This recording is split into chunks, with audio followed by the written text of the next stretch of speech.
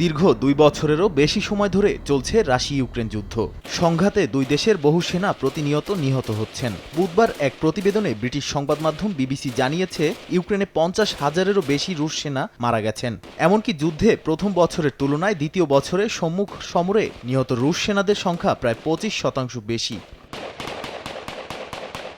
প্রতিবেদনে বলা হয়, ইউক্রেন যুদ্ধের দ্বিতীয় বছরে ২৭,৩০০ জনের বেশি রাশিয়ান সেনা নিহত হয়েছেন। বিশাল সংখ্যক জীবনের বিনিময়ে রাশিয়া ভূখণ্ড দখল বা আঞ্চলিক অগ্রগতি লাভ করেছে, তার প্রতিফলন এই সংখ্যার মাধ্যমে পাওয়া যাচ্ছে। মস্কো অবশ্য সেনা নিহতের সংখ্যার বিষয়ে মন্তব্য করতে অস্বীকার করেছে।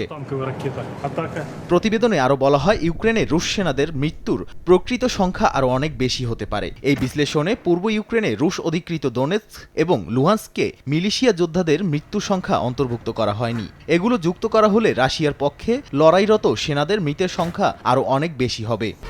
১, ২, ৩ ঢাকায় জমি জিতে নিন ১০০% ক্যাশব্যাক সহ ২০ কোটি টাকার পুরস্কার।